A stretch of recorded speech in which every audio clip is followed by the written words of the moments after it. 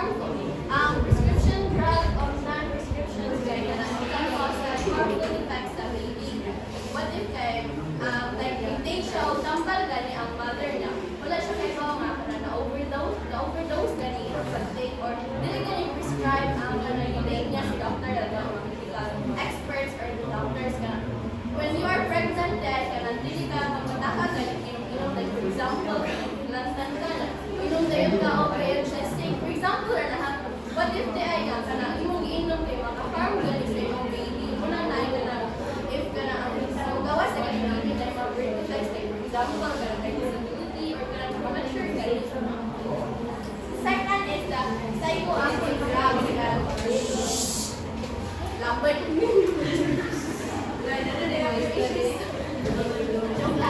second is psychoactive drugs. Happy na lagi magkahuman sa promise lesson. This include nicotine, cocaine, and illegal drugs such as marijuana or cocaine and heroin. So, ay psychoactive drugs at of course, makaharmful na sa kanang baby when you are pregnant. Inano? Makaharm mo dali na ang mga drugs sa kanang hindi ka pregnant sa mga pregnant ka. Yeah. Ito ang mga hindi mo nilang roko. Third,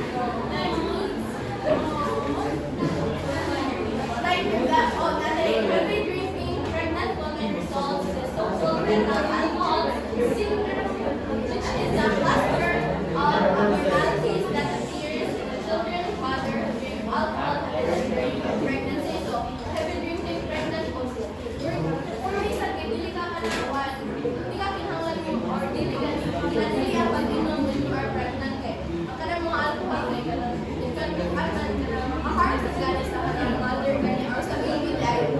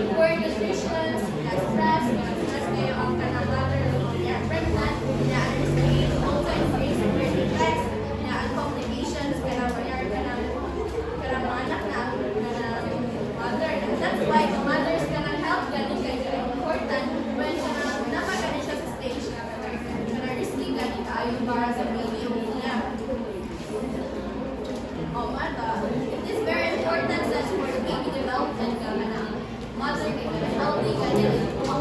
Away ka siya sa mga stress ka niya. Trigger niya nga ma-stress ka niya. So next, ang last one kay maternal factors ka ng father's exposures to lead relations with pesticides and some chemicals that cause abnormality, sperm that lead to miscarriage disease such as childhood cancer.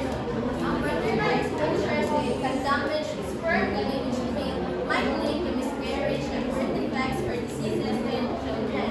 So unsa ganito ang study that kana unsa ito scientific study of birth defects? Teratology. Ako sa mga agents ako sa name atong agents or harmful gani nga kanang maka-harm yan. Teratology mo na ang kanang study sa causes of birth defects. Yang teratogen mo na ang harmful agents nga kanang harmful agents that produce birth defects like kanang kanang baby is premature or kanang disability kanang siya more to siya. Thank you. Okay, so let's proceed to human life begins as conception. So we will end our report with the quote of Jeremiah. Verse 1,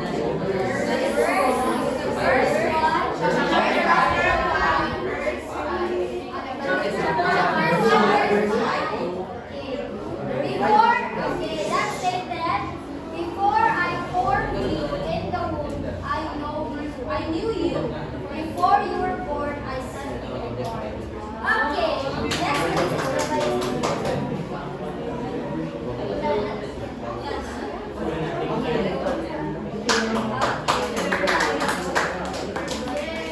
okay, so based on the code itself, now saan ba ang inyong stand sa abortion? Wala dyan po? Okay, so nai-episode nila ako si Miss Cherry kanina. Okay, can you rise, Miss Cherry? Right here, sa likod sa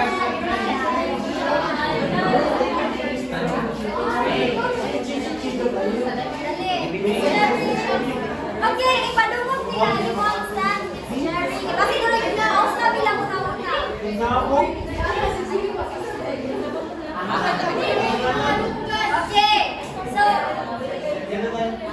Okay, so paminawan natin si Miss Cherry. Great Mia said.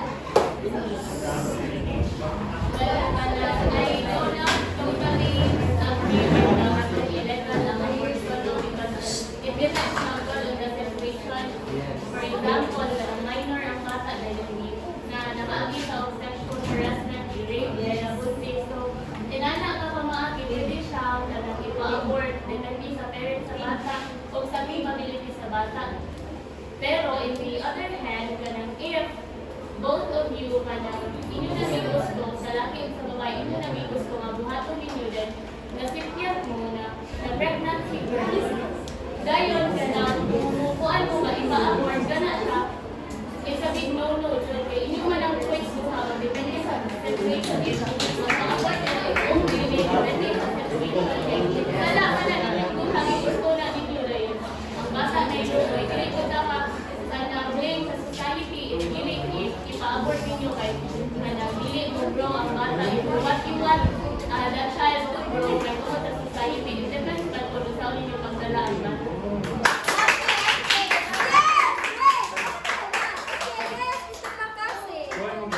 In making laws, making bylaws kay dagat kita things nga kung i-consider no kanang most specifically katong mga reasons nga katong reasons nga ingon ni Cherry nga in order for us to consider abortion when it comes to family situation no katong dili kaya ba sa family or like kanang rape or kanang incidents nga kanang rape ang babae niya kuan siya nga abort niya, those are reasons nga valid for abortion.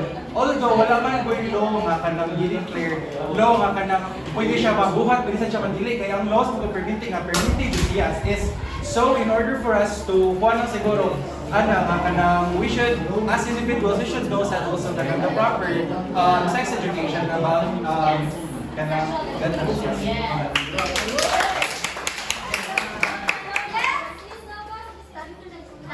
Nasa point.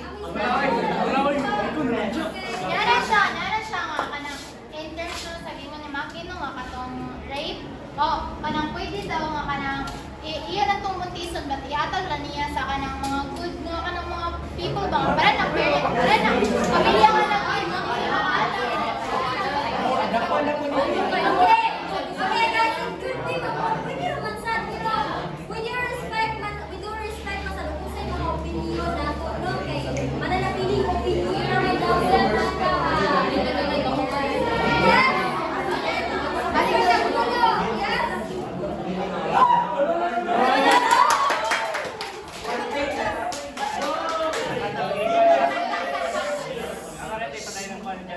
di ba kay katong sa kuan nga na rape nga kung i-abort siya di ba kay sada man sa Ginoo kay mura ra ko ipatay din mo i-abort din mo mura ra ko kag si mong guilty ba kay mura ra jud ka ipatay og tao mo na nga naay mga kuan gyud nga sa ko mga foundation o mga kanang sa simbahan nga panalit na mo dai panayon dai ang pagkuan sa pagimong ipala sa bata ba dai mo lang i pagkuan balayan puno di ba Okay.